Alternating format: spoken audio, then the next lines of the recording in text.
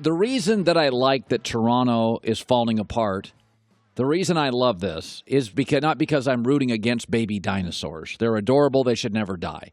They'll never rule the earth. They'll get beaten down by the LeBron asteroid, but I'm not rooting against the baby dinosaurs. The reason I love what has happened to Toronto, it's a teaching moment.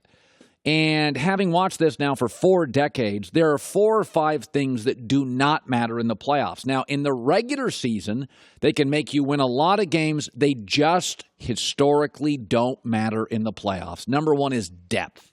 Again, during 82 games, you have a deeper roster. You have 11 guys that can play. You win regular season games. The regular season's about attrition. Teams are not equally rested. So if you have a good, solid backup at the 2 and the 3 and bigs, depth matters. Toronto. The triple-doubles don't matter in the playoffs. They don't. Triple-doubles don't tell me if you're efficient. Westbrook is rarely efficient. He's the worst three-point shooter in the league. Efficiency wins in the playoffs, not triple-doubles. Another thing, the process. Catchy nicknames, the process. It's called the process because it's still in the middle of working. In the middle of working doesn't win a championship. Here's another thing, a good coach, but not a great one. I mean, Scott Brooks is a good coach. He won NBA Coach of the Year. Dwayne Casey's a good coach. Are they Brad Stevens? Are they Popovich? Are they Red Auerbach? Are they Chuck Daly? Are they Phil Jackson? No. Good coaches can win in the regular season. But when you play the same team over and over for 2 weeks, that's when layering comes in. I want to see, you can win with a fastball as a coach in the regular season. Now I got to see your splitter, your off-speed stuff, your breaking ball. You got to give me more. Good coaches get exposed. And the other thing is a dynamic point guard that actually can't shoot. Russell Westbrook has lost 8 of his last 11 first-round playoff games. Not in the conference final. He's lost 8 of his last 11 in the first round. Utah dominated Westbrook.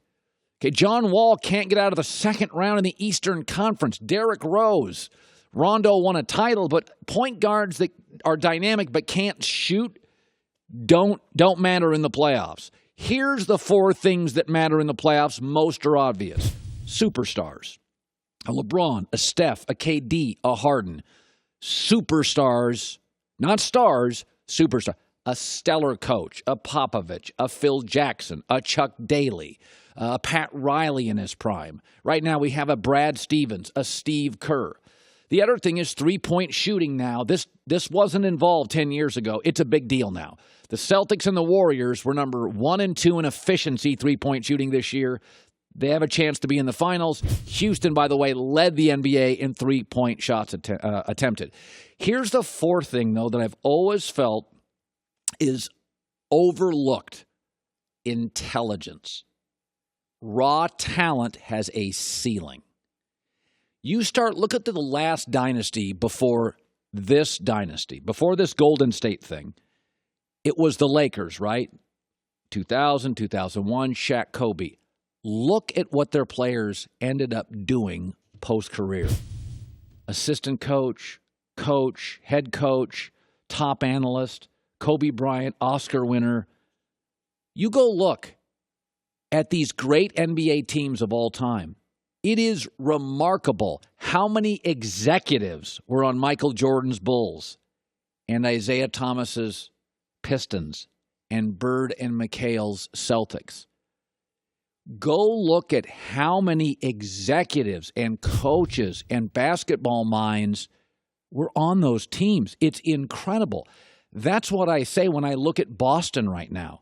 Kyrie Irving, Duke. Jason Tatum, Duke. Jaylen Brown, the best public school in the country, Cal.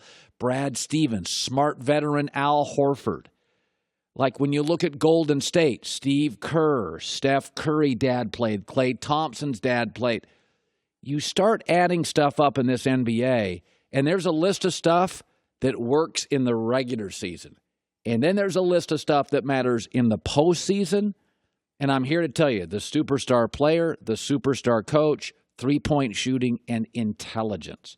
It's the reason before the season started, I said Chris Paul and Harden are going to work. I can hire people in this business. You don't have to have a background in radio and TV. I can hire smart people. If you're a quick learner, you'll figure it out. You put smart players together, Harden, CP3, they'll figure it out. I would argue LeBron and D. Wade never really fit perfectly. Smart guys figured it out. In fact, I would say that Miami Heat team, in my opinion, is the smartest NBA team ever. Riley, Spoelstra, Wade, LeBron, Ray Allen, Battier, Haslam. I mean, it just never ended. I mean, these are guys who, if they didn't have millions and millions, could run teams. Like when I'm watching the Celtics now and I'm watching the Warriors now, like it's not just the coach and the player and they can hit threes. You start winning games in the playoffs situationally. I love Ben Simmons, but he was overwhelmed over the weekend. The game was too fast. The decisions had to be made too quick. You look at Boston and Golden State, the Hampton Five, like this is why you get dynasties. And I think we're looking at the next one with the Celtics. Here's Joy Taylor with the news. Hi, everybody. Thanks for watching. Subscribe here to get the latest from the show. Also, be sure to check out more of the best clips from The Herd or go watch a few segments from other shows on FS1.